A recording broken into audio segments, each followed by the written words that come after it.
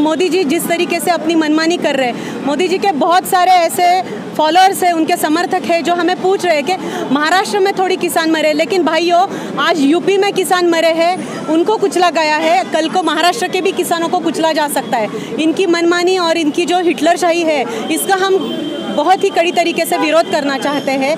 और दूसरी बात यह है कि जिस तरीके से किसानों के ऊपर एक केंद्रीय मंत्री के बेटे ने गाड़ी चलवाई है, उनके प्रति मारपीट का जो भी उन्होंने एक्टिविटी किया है, ये बहुत ही निंदनीय है। अगर खुद सत्ता में रह के, खुद नेता बन के इस तरीके से गरीब मजदूरों के ऊपर और किसानों के ऊपर अगर आप अन्याय करोगे तो सर्वसामान्य व्यक्ति जाएगा कहाँ?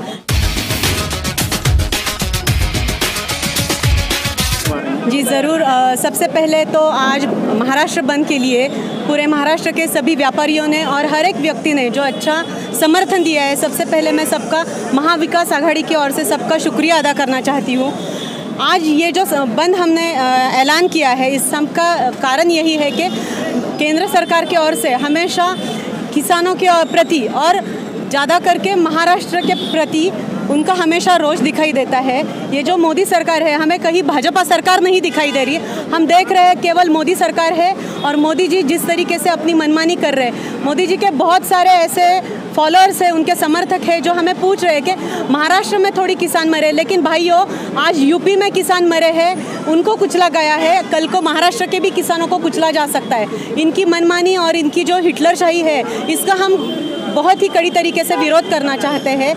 और दूसरी बात यह है कि जिस तरीके से किसानों के ऊपर एक केंद्रीय मंत्री के बेटे ने गाड़ी चलवाई है, उनके प्रति मारपीट का जो भी उन्होंने एक्टिविटी किया है, ये बहुत ही निंदनीय है। अगर खुद सत्ता में रह के, खुद नेता बन के इस तरीके से गरीब मजदूरों के ऊपर और किसानों के ऊपर अगर आप अन्याय करोगे तो सर्वसामान्य व्यक्ति जाएगा कहाँ? इसके लिए हम लोग ये विरोध कर रहे हैं और ऐसा विरोध हम आगे भी करते रहेंगे। मोदी जी को संबंधित जो भी है जिम्मेदार इस घटना के लिए, उनके ऊपर कार्रवाई करने के आदेश जब तक नहीं देंगे, उनको कड़ी से कड़ी सज़ा जब तक नहीं देंगे, हमारे हर किसान भाइयों को जब तक न्याय नहीं मिलेगा, जब केंद्र में कोई कानून बनेगा तब जाके हर एक राज्य में उसका इम्प्लीमेंट होगा। इसलिए हम केंद्र से, मोदी सरकार से यही गुजारिश करते हैं, यही मांग करते हैं कि जल्द से जल्द आप योग्य कार्रवाई करें और किसानों को न्याय दें। किसानों का जो आंदोलन है उसके बारे में क्या कहेंगे? जो उनकी मांगे हैं, आपने देखा कि दिल्ली के बॉर्डर पर कई किसान आंदोलन कर रहे हैं, तो उस बारे में आपके पक्ष की या आपकी क्या भूमिका है? पक्ष की जो भूमिका है, जो हमारे प्रदेश के जो प्रवक्ता है वो स्पष्ट करेंगे, लेकिन एक आम इंसान होने के नाते, एक जिम्मेदार पदाधिकारी होने के नाते, एक भारतीय होने के नाते मेरी खुद की ये राय है, अगर इतने महीनों से कोई किसान अपनी कुछ मांगे मांग रहा है, अपने हक के लिए लड़ रहा है, इतने महीनों से अगर वो भूखे प्यासे, ठंड में, बारिश में, धूप में, बिना कुछ सोचे समझे अपने परिवार को ऐसे ही छोड़ के अगर वहाँ पे न्याय की गुहार कर रहे हैं, तो क्या मोदी जी आपको उनका दर्द दिखाई नहीं देता? क्या मोदी जी के भक्तों को उनकी यातनाएं दिखाई नहीं देती?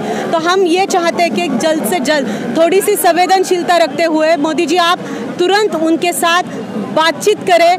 अगर मैं समझ सकती हूँ कि अगर उनकी पूरी 100% उनकी मांगे पूरी नहीं हो सकती, लेकिन जिन जिन मांगों की पूर्तता की जा सकती है उसे पूर्ण करने में कोई गलत नहीं है। तो उनके और ध्यान रखें, क्योंकि किसान बचेगा तो देश बचेगा, आप हम बचेंगे। किसान हमारे देश का सबसे मूलभूत घटक है और जय जवान जय किसान का नारा हमारे पूर्वजों ने भी लगाया है, बहुत से महापुरुषों ने जय जवान जय किसान का नारा लगाया है। और अगर आज की मोदी सरकार हम किसानों को ही भूल रही तो ये बहुत ही गलत बात है और ये बहुत बड़ा पाप है, ऐसा मैं कहना चाहूँगी। यहाँ पर आपकी सत्ता है, फिर भी आप यहाँ पर बंद कर रहे हैं, आंदोलन कर रहे हैं, तो सामान्य जनता ये समझ में नहीं आ रही कि यहाँ पर ऐसा क्यों हो रहा है? ये बहुत ही अच्छा सवाल आपने पूछा है। सत्ता हमारी है, महाविकास आघाड़ी की सत्ता है और हम सत्ता में रहकर महाराष्ट्र बंद कर रहे हैं, यही हमारी संवेदनशीलता का प्रतीक है। खुद सत्ता में होकर हम लालच नहीं कर सकते, फिर भी हमने सोचा नहीं कि लोग हमारे विरोध में जाएंगे। लोगों को क्या, हमने निवेदन देके सभी संगठनों से, व्यापारियों से, पथारी या जो भी कनिष्ठ दर्जा के काम करते हैं, सबके साथ बातचीत करके हमने उनको रिक्वेस्ट की है, बाकायदा उनको फार्मर्स के लिए, किसानों के लिए समर्थन देने की मांग की है। और ये जो हमारा संघर्ष है, ये महाराष्ट्र राज्य की और केंद्र के विरोध में है। इसके लिए सत्ता में होने के बावजूद अपना स्वार्थ ना देखते हुए हमें क्या नुकसान होगा क्या नहीं उसका सोच विचार ना करते हुए केवल किसानों के समर्थन में हम ये संप कर रहे हैं। अगर ये मांगे आपकी केंद्र सरकार ने सुनी नहीं तो आपको क्या लगता है अगला कदम क्या उठाना चाहिए? ज़रूर ये ऐसा तो होगा नहीं। महाराष्ट्र जिस तरीके से बंद किया गया है पूरे देश में, महाराष्ट्र एकमेव ऐसा राज्य है जो सबसे ज़्यादा टैक्स वगैरह जो भी सपोर्ट है इकोनॉमी जो है महाराष्ट्र से जनरेट होती है। और अगर महाराष्ट्र एक दिन के लिए बंद होना तो बहुत बड़ी बात है, कुछ घंटों के लिए भी अगर महाराष्ट्र बंद होता है तो भी केंद्र सरकार को ज़रूर इसकी हानि पहुंचती है और उनको इस बात का ज़रूर ध्यान रखना पड़ेगा, उनको इस बात पे ज़रूर सोचना पड़ेगा।